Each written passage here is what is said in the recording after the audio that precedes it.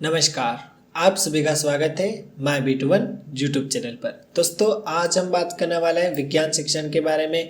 ये subject important है BSTC या DLED सेकंड ईयर के स्टूडेंट के लिए। तो आज की क्लास में अपन इस पूरी किताब का इंट्रोडक्शन देखने वाले हैं। और यदि आप वीडियो क्लास, PDF नोट्स या महत्वपूर्ण प्रश्न उत्तर, पुराने पेपर, ये सारे आपको चाहिए तो आप हमारी वेबसाइट पर जाकर कोर्स इनरोल कर सकते हैं। यदि आपने कोर्स इनरोल कर लिया है तो आप आगे की प्रोसेस को देखिए। वैसे ये वीडियो क्लास यूट्यूब पर भी आप फ्रीली देख सकते हैं, लेकिन कोर्स में आपको PDF बिल्कुल फ्री मिल जाएगी।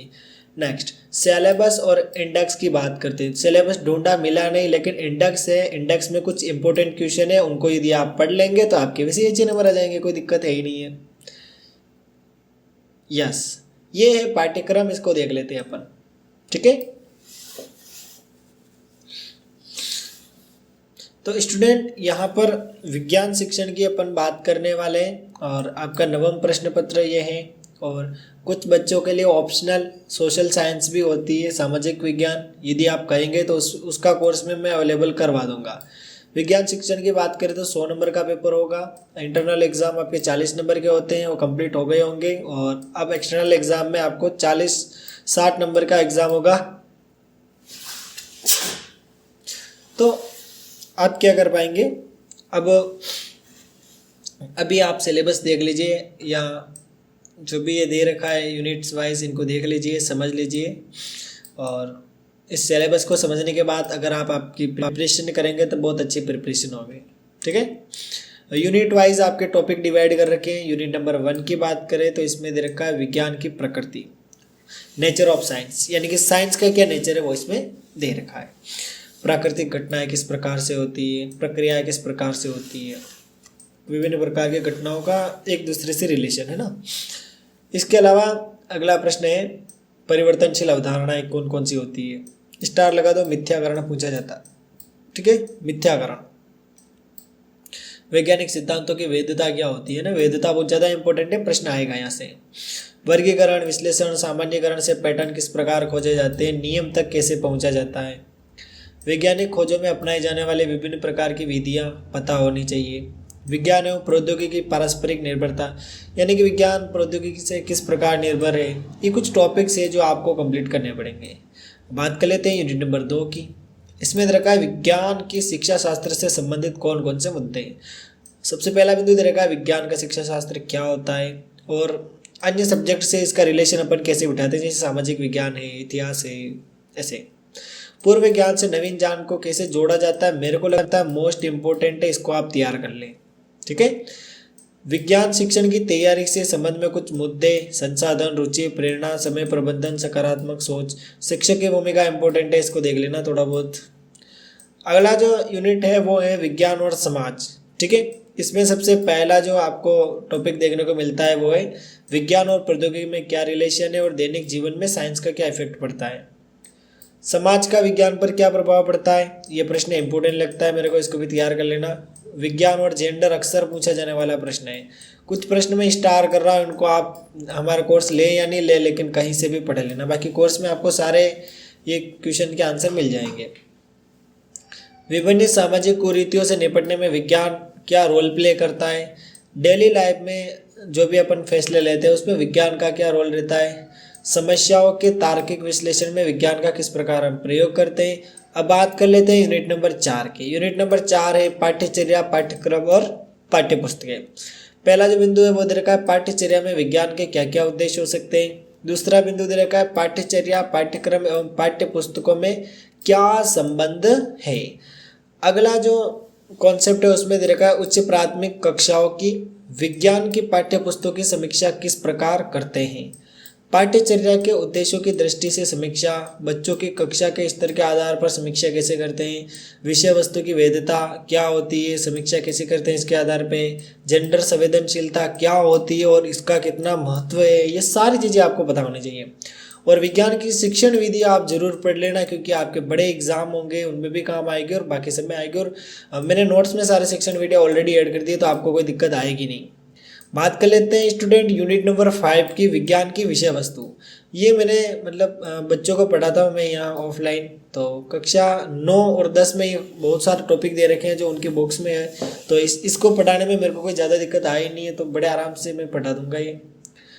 चलो इसमें क्या क्या दे रखा है देख लेते हैं। वैज्ञानिक कौशल के बारे में दे रखा है, वर्गीकरण के बारे में दे रखा है, सामान्यीकरण के बारे में दे रखा है, मापन ग्राफ कैसे बनाते हैं, पृथक्करण कैसे करते हैं, ये सारी चीज़ें इसमें दे रखी है। स्लाइड का निर्माण इंपॉर्टेंट है, प्रश्न कई बार पूछा गया है, तैयार कर लेना। आंकड़ों का प्रबंधन कैसे करते हैं और प्रायोगिक कौशल कैसे डेवलप करते हैं।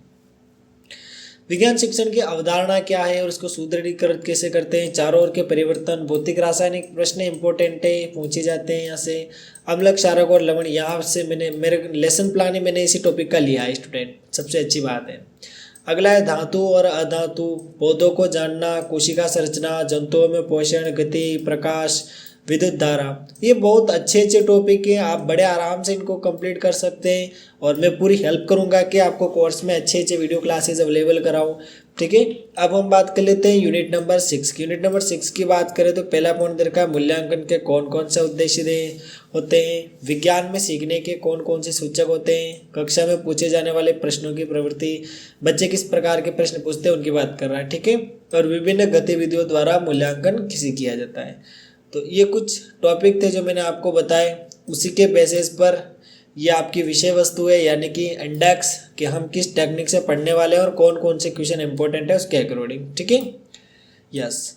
अब ध्यान दीजिए, सबसे पहला जो क्वेश्चन है आपके सामने वो है विज्ञान की प्रकृति के बारे में आप क्या समझते हैं। और इसी प्रश्न को एक अन्य टेक्निक से भी पूछा गया है, देख सकते हैं। अब बात कर लेते हैं भैया क्वेश्चन नंबर 2 की। क्वेश्चन नंबर 2 रखा है विज्ञान की प्रकृति की विस्तृत विवेचना कीजिए। हाँ, आगे बढ़ने से पहले आपको बता दो कि ये जितने भी क्वेश्चन है इनमें जो इम्पोर्टेंट मेरे को लगे उन सभी के मैंने answer as a PDF course में ऐड कर दिए। तो आप कोर्स लेकर उस PDF को आराम से देख सकते हैं और याद कर सकते हैं। तो PDF से याद करना थोड़ा ईजी हो जाएगा आपके लिए, मेरे हिसाब से दिक्कत कम आएगी। तो आप एक बार कोर्स ज़रूर लेवें, देखें, अगर आपको अच्छा लगे तो आप कोर्स ले लीजिए। अगर आपको कोर्स की प्राइस भी ज़्यादा लगती है तो मेरे को मैसेज कर देना, मैं आपको प्रोमो कोड दे दूंगा या कूपन कोड दे दूंगा, उसकी मदद से आपको थोड़ा सा प्राइस कम लगेगा। ठीक है, नेक्स्ट, पारंपरिक अवधारणा एवं रचनावाद सिद्धांत पर आधारित अवधारणाओं में विस्तार और विभेद करो। वेदता से क्या अभिप्राय है। विभिन्न वैज्ञानिक सिद्धांतों की वैधता का स्पष्टीकरण देना। वैधता बहुत इंपॉर्टेंट है, वैलिडिटी कहते हैं। ठीक है, आगमन और निगमन विधि क्या होती है इसके बारे में आपको पता होना चाहिए। इसके गुण और दोष आपको लिखने पड़ेंगे। डेविड ह्यूम की सोच कैसी थी, या विज्ञान की आगमन विधि में कोल पॉपर ने क्या बोला था उसकी विवेचना आपको करनी है।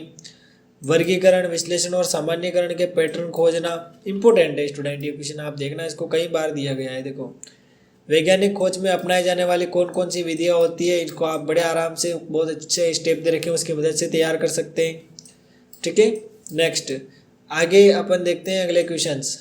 ठीक है, क्वेश्चन नंबर 10, प्रौद्योगिकी द्वारा विज्ञान की अवधारणा का विकास किस प्रकार हुआ है। और यूनिट नंबर 2 की यदि हम बात करें तो यूनिट का नाम है विज्ञान की शिक्षा शास्त्र से संबंधित कौन कौन से मुद्दे हैं। क्वेश्चन नंबर 1 की बात करते इसमें दे रखा है विज्ञान शिक्षक को कक्षा में पाठ आरंभ करते समय किन किन चीज़ों का ध्यान रखना पड़ेगा। विज्ञान शिक्षण में नवाचार किस प्रकार किए जाते हैं, इस पर आप अपना स्टेटमेंट दे सकते हैं। अगला प्रश्न है विज्ञान शिक्षण में पूर्व ज्ञान को नवीन ज्ञान से किस प्रकार जोड़ा जाता है, विधियाँ बताओ, तो आप बता सकते हैं आराम से। क्वेश्चन नंबर 4 है शिक्षण अधिगम को रुचिकर बनाने के लिए आप क्या करेंगे। तो बहुत अच्छे सिंपल तरीके से मैंने समझा रखा है, तो आप उन टिप्स का यूज करके बड़े आराम से इनको याद कर पाएंगे। नेक्स्ट, अगला जो क्वेश्चन है वो है विज्ञान शिक्षण अधिगम को रुचिकर एवं प्रभावी बनाने हेतु तो शिक्षक होने के नाते आप कौन कौन से उपाय अपनाएंगे, इंपॉर्टेंट है ना स्टूडेंट, तैयार कर लेना इसको। विज्ञान शिक्षण की तैयारी में समय प्रबंधन की भूमिका स्पष्ट कीजिए। तो इसकी भूमिका की यदि हम बात करें तो आप अपने हिसाब से लिख लेना इसमें कि टाइम मैनेजमेंट कैसे करते हैं। नेक्स्ट, अब अपन बात कर लेते हैं स्टूडेंट यूनिट नंबर 3 की। यूनिट नंबर 3 है विज्ञान और समाज, दोनों का क्या रिलेशन है। पहला क्वेश्चन दे रखा है समाज में विज्ञान का क्या महत्व होता है, प्रभाव डालिए।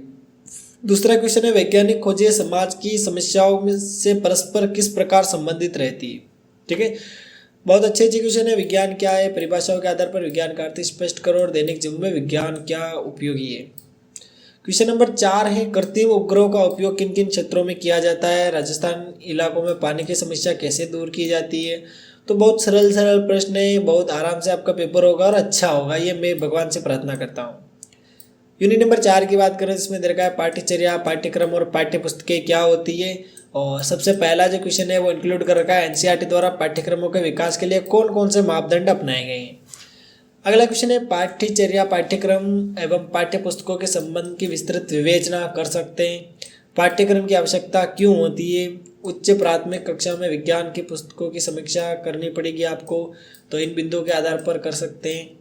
क्वेश्चन नंबर 5 है, बच्चों की इस कक्षा के स्तर पर पाठ्य पुस्तकों की समीक्षा का उदाहरण दे समझा सकते हैं। जेंडर से आप क्या समझते हैं? जेंडर बोयस, जेंडर समावेशी और जेंडर निरपेक्ष पठन सामग्री का उदाहरण दे तो दे सकते हैं। शिक्षक केंद्रित व्याख्यान विधि क्या है? गुण और दोष आराम से बताइए, कोई दिक्कत नहीं है। शिक्षण की व्याख्या विधि के 2 गुण और दोष लिखिए, लिख सकते हैं। विज्ञान शिक्षण की विद्यार्थी केंद्रित समस्या समाधान विधि की जानकारी भी आप दे सकते हैं। समस्या समाधान विधि क्या है और इसके विभिन्न चरणों के बारे में भी आप बता पाएंगे। ठीक है, तो ये मोटे मोटे तौर पे कुछ क्वेश्चन मैं आपके सामने प्रेजेंट कर रहा हूँ। सारे क्वेश्चन इंपॉर्टेंट है, पुराने पेपर में आए हुए हैं और इसके अकॉर्डिंग ही आपको तैयारी करनी है, चाहे आप कहीं से भी पढ़ रहे हो। अगला, समस्या समाधान विधि क्या है, विभिन्न चरणों का उल्लेख करो। देखो ये प्रश्न इंपॉर्टेंट है, समस्या समाधान पूछा जाता है और ये प्रश्न भी इम्पोर्टेंट है और ये प्रश्न भी इम्पोर्टेंट है। ठीक है, ये इम्पोर्टेंट है तीनों ही प्रश्न। विज्ञान शिक्षण की अनुसंधान विधि क्या है, इसको एक उदाहरण द्वारा समझाइए तो आप समझा सकते हैं। प्रयोजना विधि का अर्थ, परिभाषा और इसकी डिटेल आपको देनी पड़ेगी, गुण दोष भी बताने पड़ेंगे। रचनावादी उपागम क्या है, इसके बारे में भी आप अच्छे से पढ़ लें। विषय वस्तु का ज्ञान है ना। सबसे पहला क्वेश्चन दे रखा है, विज्ञान शिक्षण में आवश्यक कौशल कौन कौन से हैं। क्वेश्चन नंबर 2, आंकड़े क्या होते हैं, उल्लेख कीजिए। धातु में अंतर, प्रोकैरियोटिक यूकैरियोटिक में अंतर, पादप कोशिका और जंतु कोशिका में अंतर भी आप तैयार करें। इनके चित्र बनाना भी आप सीख लें, क्योंकि ऐसे प्रश्न आने की संभावना थोड़ी ज़्यादा रहती है। ठीक है, और मानव के पाचन तंत्र की संरचना का चित्र बनाना सीख ले, पाचन तंत्र के कार्यों को बनाना सीख ले। प्रकाश का परावर्तन क्या होता है, नियम क्या होते हैं, है ना। I = R आप लिख सकते हैं। तीनों ही चीज़ें एक ही तल पर बनती है, यह आप लिख सकते हैं। इसमें बहुत आसान है। और अगला दे रखा है, नेत्र की समंजन क्षमता क्या होती है, उल्लेख करो। गुण दोष बताओ तो बता सकते हैं।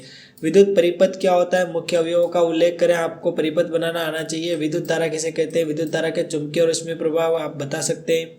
विद्युत धारा के प्रभाव कौन कौन से होते हैं, वर्णित कीजिए तो आप कर पाएंगे, कोई दिक्कत नहीं है भाई।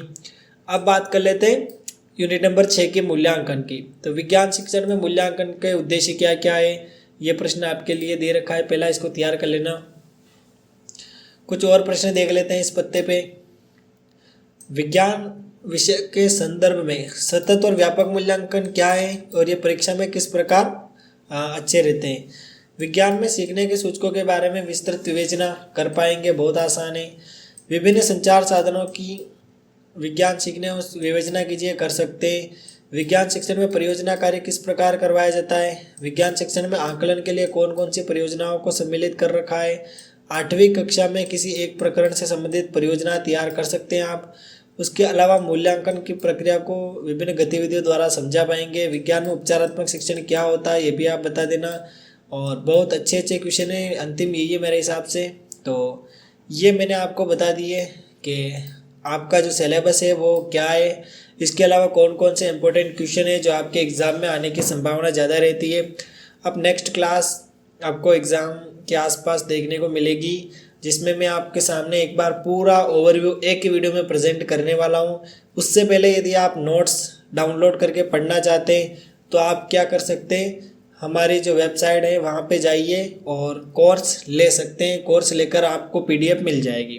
ठीक है, तो छोटा सा वीडियो था मेरी तरफ से। आप कोर्स खुद लेवें और अपने फ्रेंड्स को भी दिलवावें। ज़्यादा से ज़्यादा हमारी वेबसाइट को दोस्तों के साथ शेयर करें, उनको बताएं कि इस वेबसाइट पर भी कोर्स मिलते हैं अफोर्डेबल प्राइस में। तो यदि आप जुड़े रहेंगे तो हमें भी अच्छा लगेगा। और कोर्स लेने में या अकाउंट ओपन करने में या एनरोल करने में कोई भी दिक्कत आती है तो आप बेझिझक हमारे WhatsApp नंबर पर संपर्क कर पाएंगे जो वेबसाइट पर लगा हुआ है। और यहीं तक थी आज की वीडियो। मिलते हैं किसी नेक्स्ट वीडियो में, तब तक के लिए बाय बाय। जय हिंद, जय भारत।